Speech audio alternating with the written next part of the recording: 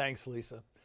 Tomorrow marks 10 years since 9 innocent people were murdered by a white supremacist at a Bible study at the Mother Emanuel AME Church, a historic black church in Charleston, South Carolina.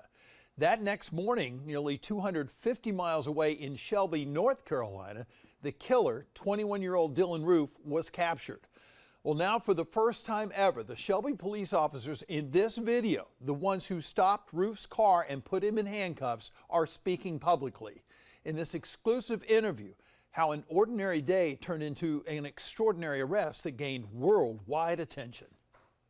Yeah, he shot the pastor, he shot all the men in the church. Please come right away. How can this guy do this much carnage? He's coming, he's coming, he's coming. Just like I was staring Satan in his face. He's a young 21-year-old white dude. He had no feelings whatsoever about anything. He's still in here, I'm afraid. He's still in here. I can't believe he came to Shelby. What's he doing in Shelby? But there's so many people dead, I think. June 18, 2015, just 14 hours after 9 people were massacred in Charleston.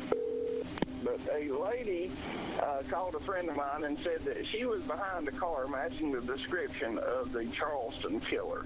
Dylan Roof spotted in Cleveland County, North Carolina. This started with one woman that paid attention.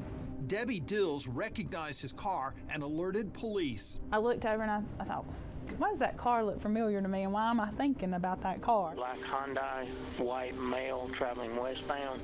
Sergeant Dan Burnett remembers that first radio call he and his partner Joe Burris got. I was outside of the car fueling up, and he told me, we got to go. It's possible sighting of Dylan Roof. Appears to be the vehicle they see on TV.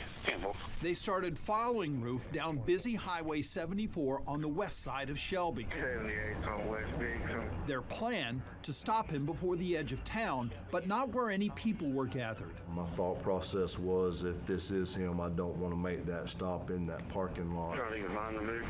Sergeant Mike Myers and Detective Scott Hamrick joined the pursuit. It just so happened we wound up at the traffic light at the end of the city limits. Lincoln G. George F. Frank 330. Sergeant Burnett turned on his blue lights. It had to be done, it had to be effective, it had to be them. Roof pulled into the driveway of an abandoned house. And he did exactly what I wanted him to do. Several other Shelby police officers pulled in behind them. I was behind the vehicle with my gun drawn, pointing at him, and I could tell pretty well that, yeah, that's him. County, we just stopped the vehicle out near Plato Lee Road, confirmed it is a suspect. Sergeant Burnett cautiously approached the car and took Roof into custody. What was his demeanor like? Calm. Did he resist whatsoever? Not at all. Very compliant. It was almost like he was glad it was over, now he's ready to tell the story. And I remember me asking him, hey, what's your name? And he said, Dylan Roof. And I said, were you involved in the shooting in Charleston at the church? And he said, yes. Sergeant Myers asked Roof if any weapons were in the car. And that's when he referred to the gun under the pillow in the back seat. And he referred to it as the gun. And it stuck out to me when he said the gun is in the back seat under the pillow. It wasn't, there's a gun. It was the gun. They find the car, they get behind it, they run it. The police chief at the time, Jeff Ledford, now retired, was in a meeting when his assistant broke the news to him that his officers had Roof in custody. So she just whispered to me and said, we've stopped Dylan Roof. I was like, you gotta be kidding. And she shows me the CAD screen, and sure enough, it said confirmed Dylan Roof. Roof was taken to the Shelby police station where he was questioned by the FBI and South Carolina authorities. I went to that church in Charleston. I did it. 10 years later, Ledford says he's proud of what his officers accomplished, but they don't want recognition. I'm definitely not a hero. We're just out doing what we would do any other day. They did a great job, and we're proud of them, and we're proud of our community.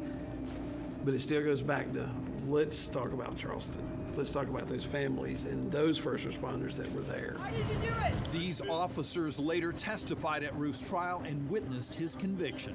Those victims' families got to face him. They got to say their piece to him. They got to look the devil in the eyes. The families did. Well, Dylan Roof is now 31 years old. He was found guilty of 33 federal hate crime charges. In 2017, a federal jury sentenced him to death. Now he remains in federal prison in Terre Haute, Indiana. Roof and his attorneys have tried several times to get the death penalty overturned. Now, there was some controversy that grew out of how Roof was treated after he was taken into custody. I asked former Chief Ledford to set the record straight about whether police bought Dylan Roof a hamburger from Burger King.